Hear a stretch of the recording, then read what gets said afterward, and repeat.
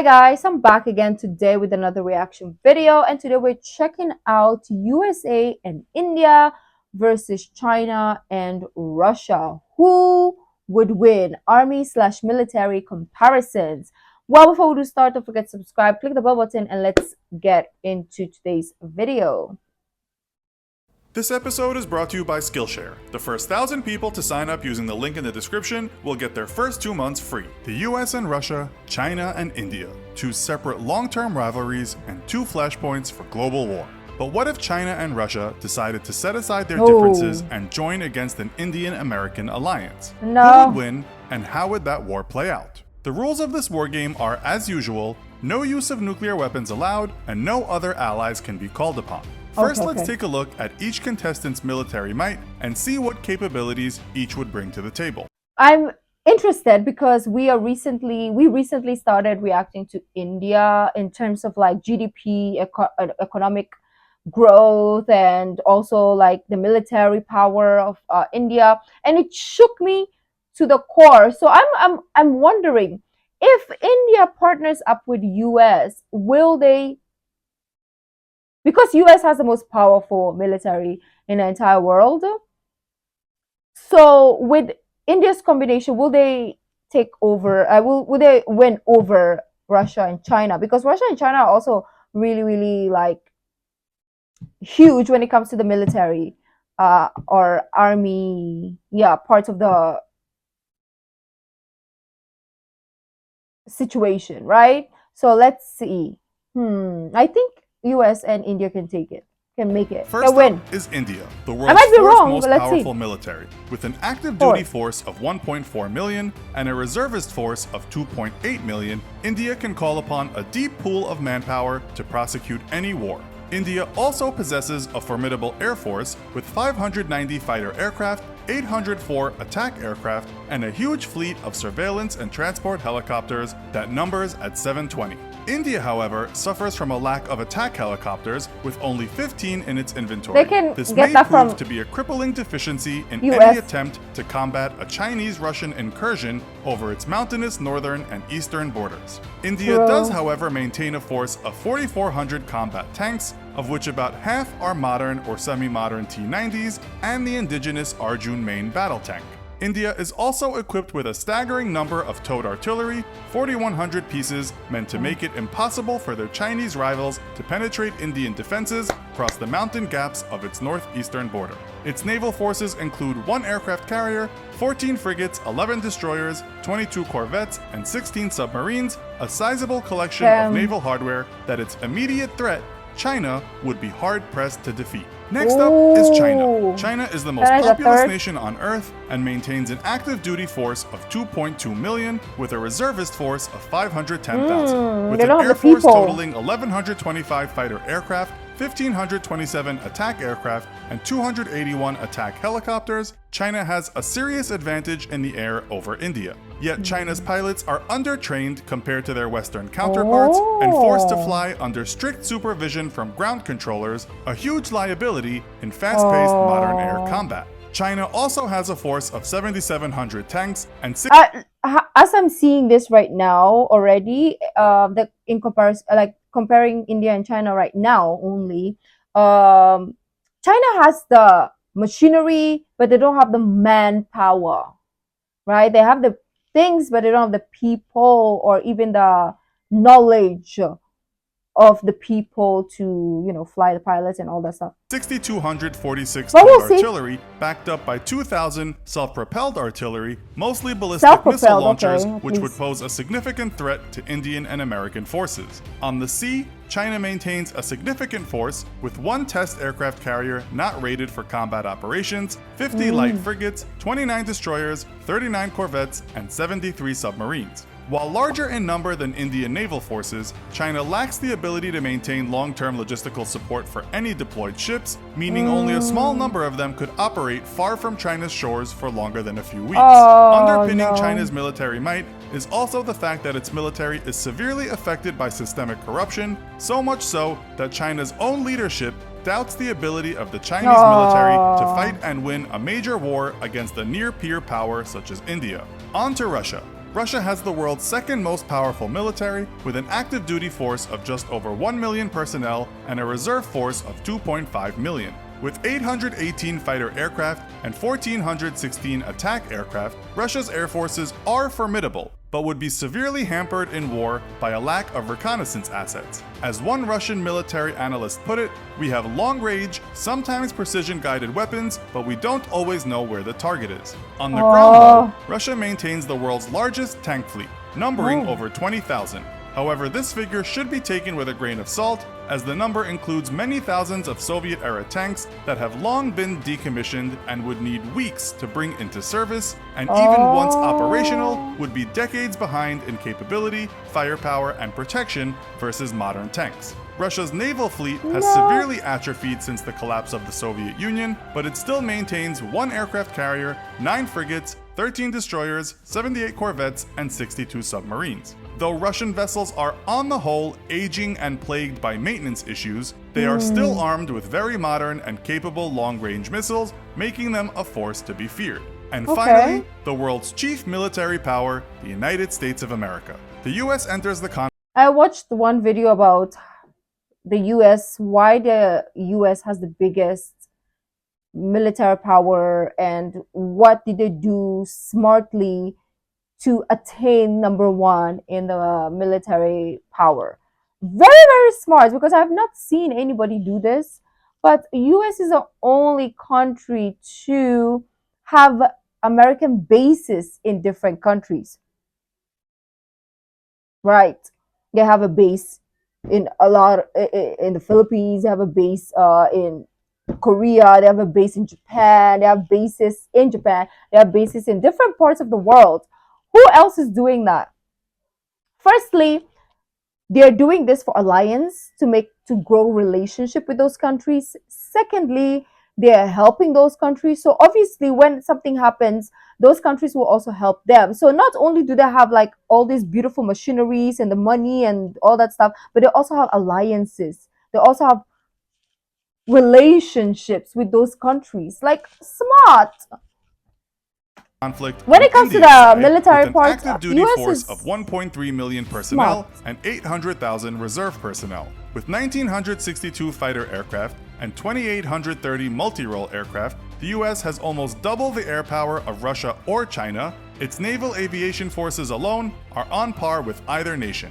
Its fleet of 973 attack helicopters ensure that ground offensives are well covered, and it is rare that an American infantryman finds himself without fire support. A proponent of blitzkrieg warfare, America also maintains a fleet of 5,900 tanks, almost all of them modern Abrams variants, and 39,000 armored fighting vehicles, giving its ground forces unparalleled mobility. While lagging behind in numbers, America's 950 self-propelled, 795 towed, and 1,200 rocket artillery platforms often feature smart, precision-guided munitions. In fact, of all the militaries in the world, the United States uses the most precision-guided munitions, featuring them on almost every combat platform and giving US forces incredible lethality. At the onset of war, Chinese and Indian border forces stationed across the length of the Himalayas would come into immediate conflict. While initial predisposition of forces favors the Indian army, the narrow roads and valleys of the mighty Himalayas would make anything but meager gains all but impossible. Artillery would devastate any sizable forces trying to move through mountain gaps, leaving most of the combat action to light infantry units supported by helicopters. With Chinese forces primarily stationed along its eastern coast, India would initially have the upper hand both in the air and on the ground. Only a few air bases on the Tibetan Plateau could support combat operations for the Chinese, while dozens of airfields on India's side could put all Indian planes within combat range of the front lines. It would take weeks for China to construct makeshift airfields and airbases, and then rebase the bulk of its air fleet to the Tibetan Plateau, during which time, despite more advanced Chinese aircraft, Indian forces would enjoy a degree of air superiority. Yet the mountainous terrain would make it difficult for India to exploit that air superiority, and it would be forced to try to use ground attack planes when it would be far more efficient to use attack helicopters, of which India, again, only has 15. Once China relocated its mobile ballistic missile launchers to its western military regions, however, India would face a withering barrage of ballistic missiles that it could do absolutely nothing to protect itself from. Airfields and military command and control nodes across northern and eastern India would be devastated, and India's Air Force would suddenly find it very difficult to maintain hard-won air superiority, giving China the time needed to rebase its own air forces. Yet this is where China would have to make a very difficult choice. If it moves its forces to counter the Indian threat, it will leave the Pacific front completely vulnerable to American attack. Caught between the literal rock of the Himalayas, swarming with Indian infantry, and the hard choice of leaving itself vulnerable to coastal raids by the American Navy. And America doesn't even have to come from far, right? They could come from Japan, they could come from Philippines, they could come from Korea, they could come from, I don't know where the other bases would be, maybe even in India they have some bases. So they could come from any direction to attack, like via the sea, and let let India do their thing. China may look to its Russian allies for a solution. Russia would need to carefully consider the strategic situation.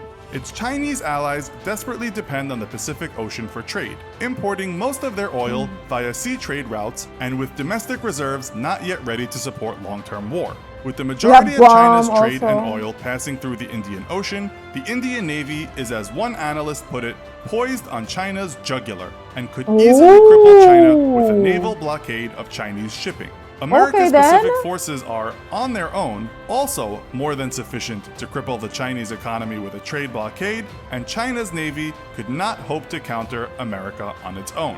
Desperately needing to ensure the oil lifeline stays open for its ally, Russia would likely try to bolster its Pacific fleet with large elements of its northern fleet. Yet, depending on the time of year, the Arctic ice may not have melted enough to open up shipping lanes. Either way, whatever naval forces Russia could muster on the Pacific would be needed to aid the Chinese in fending off the American Navy. This would still not be enough to save the Chinese economy, however, as India's Navy would never have to leave home to stop all Chinese shipping in the Indian Ocean.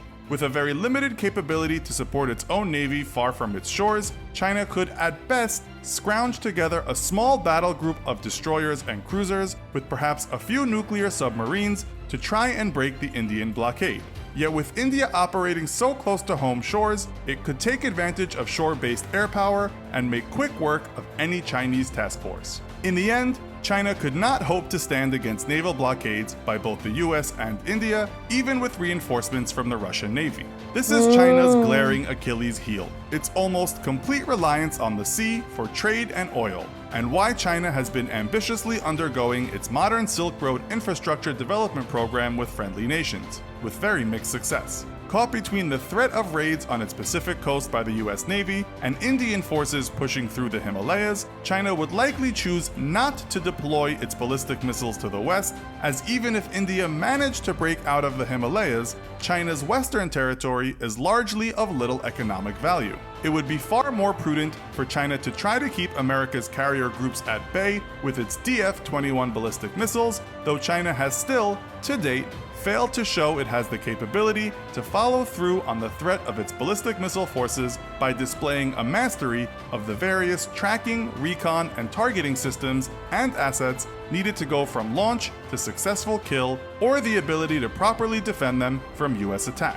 At best, the Sino-Russian alliance could hope to hold India at bay in the Himalayas and could likely even push India back once Chinese and Russian personnel created enough forward air bases on the Tibetan Plateau to support offensive operations. Yet Chinese and Russian forces would be limited to advancing only as far as the Indian foothills on the western edges of the Himalayas. The narrow passes and undeveloped roads through those passes would not make it possible to transport large amounts of hardware into India itself, while India could hold vast amounts of tanks and artillery on its plains ready to crush any advance into Indian territory. In short, it would be guaranteed suicide to try to break out of the Himalayas for both the Chinese and Russian forces. Meanwhile, India and the US could starve China into submission by devastating its economy through naval blockades. It would take weeks for the US to degrade Russia's and China's naval and air forces enough to attempt an amphibious assault against either nation, but the high casualties would make it a very unappealing proposition.